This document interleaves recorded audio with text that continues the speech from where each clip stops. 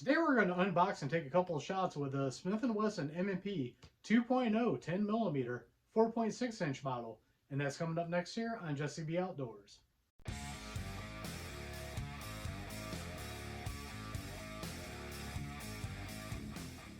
Welcome back everybody, and don't forget to like, share, subscribe, hit that notification bell, leave a comment down below if you like videos like this.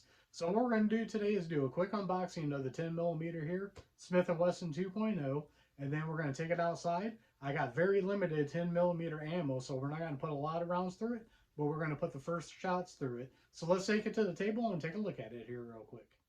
So let's open this up here and see what all comes with it. Of course, right off the bat, we have our gun here, and one magazine comes in the gun. These are 15 round magazines. We'll set all this off to the side. Looks like we've got some paperwork down here.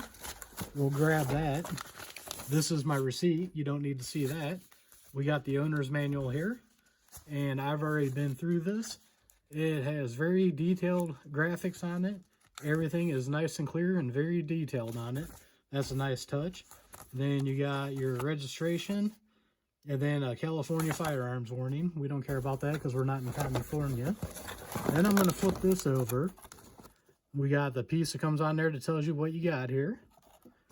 Then we have all of our different back straps right here. We got small, medium, large, and then I think there was a medium large in there also. Got a bag here with all of our optics plates. They are plastic. I think there might be one metal one in there, and it comes with all the screws down here for your optics. Then we got our other 15 round magazine and a chamber flag. Let's go over some of the features about this gun. First thing I'm going to do is show clear on it.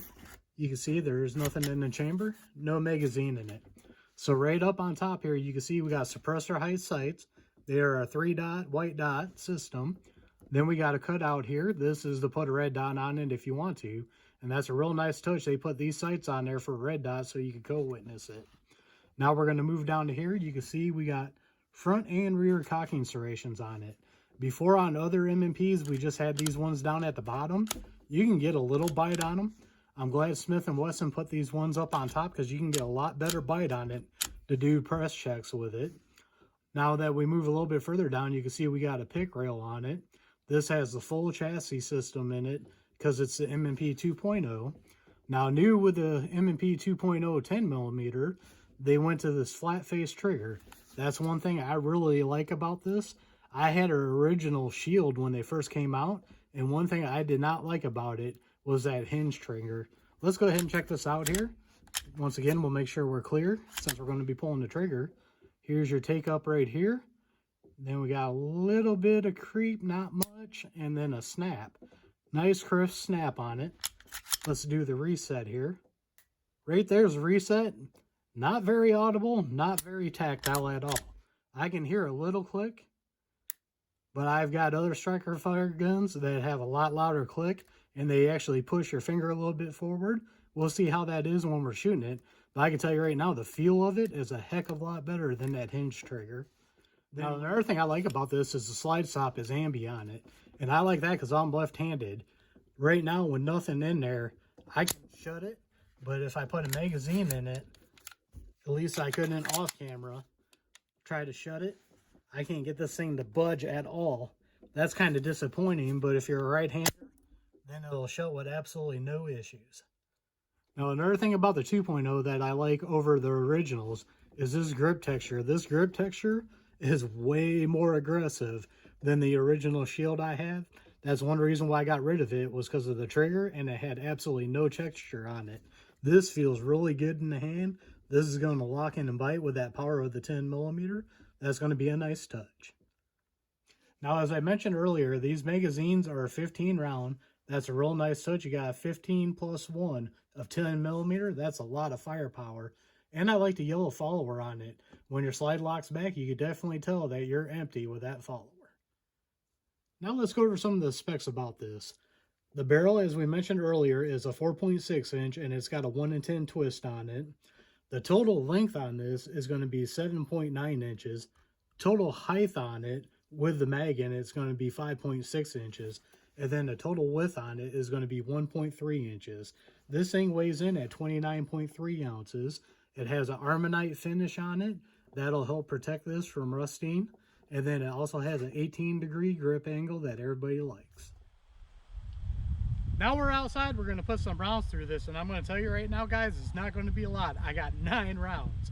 That's right, 9 rounds. Unfortunately, when I bought this gun, it took all my money to get the gun, and the only 10mm I have is 9 rounds a guy from church gave me, and that's what started this whole thing. He goes, "You got a 10mm?" I said, "No, but one day I want one." He goes, "Here's some rounds. This will get you started." So I had to go buy the gun to shoot the ammo. But what we got here in this first magazine, I've got 4 rounds of Federal hollow points. We're going to shoot these real quick. So these should have some power to them. And I'm going to let you guys know, I have never shot a 10mm before. So this is going to be my first impressions of it.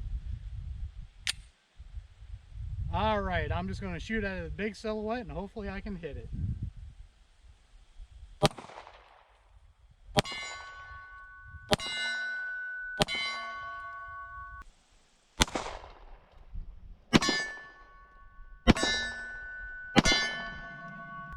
All right, shot those just fine.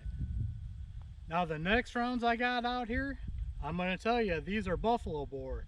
I have no clue the weight on it or anything. All I can tell you is the guy I got it from, he hunted in Wyoming and he used a 10mm for bear protection.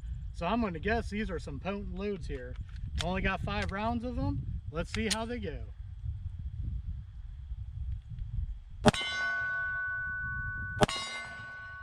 Oh yeah, those got a lot more kick to them.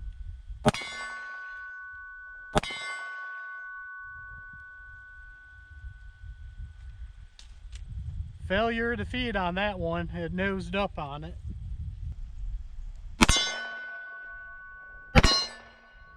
Oh yeah, those got a lot more kick to them. That was the last round in the magazine too, so let's try that out. Chambered just fine this time. All right, shot that just fine. All right, guys, I had to think about this for a minute because this is the first time I ever shot 10mm. The Federal hollow points weren't bad. Those buffalo bore had a lot more kick to them. And I tell you what, to me, the heavier, the more pleasurable they are. I love shooting heavy loads. Those buffalo bore were sweet. This grip texture on here was aggressive. I didn't have to change my grip once. Yes, it was only 5 rounds, but my grip was locked in on it. The sight seemed pretty good. I hit my target where I wanted to once I figured out where the aim was on it. So I am going to like these sights on here. Maybe one day I'll put a red dot on it. I'm not much of a red dot person yet, but that can always change. So we might put one on here one day if I get one. I do like the flat face trigger a lot better than the hinge trigger. You guys know my carry gun is a SIG P365XL. I got ARs and a lot of the stuff has flat triggers in them. I love that feature about it, and I'm definitely glad I went with a 4.6 inch to get all the velocity and everything I could out of this. So far, I think the M&P 10, except for that one little hiccup, but that was only 9 rounds. These things are known to have a little issue with higher power rounds. When I get some money, maybe I'll buy some Underwood or something that I can get locally, and we'll try some more out in here. But so far, I think I'm going to like this M&P 10mm. Now I want to go over real quick with you guys why I chose an M&P 10mm for my first 10mm. The Glock 20 and all the Glock variants, they're basically like holding a brick, and I'm a reloader. And with the stock Glock barrels, you can shoot them out of there, but then you got to deal with the brass not being good after you shoot them, and I want the brass to reload. So that threw the Glock out, because by the time I paid another 150, 200 bucks on top of the gun for an aftermarket barrel, I could have had this for cheaper. Now you got the Springfield XDM Elite. That gun, I'm not a big Springfield fan on the looks of that gun. I think this gun looks a lot better, and that's why I chose the M&P over that.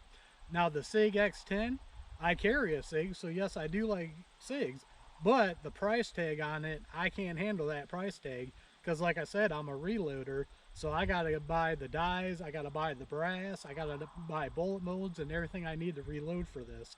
So that's why I end up going with the M&P 10. So as always, don't forget to check us out down below. I got axial hearing protection down there, holsters. A lot of them are affiliate links. A lot of them have discount codes for you guys to save money. Don't forget to like, share, and subscribe. Hit that notification bell. Leave a comment down below. We are One Nation Under God, and I'll see you all on the next one.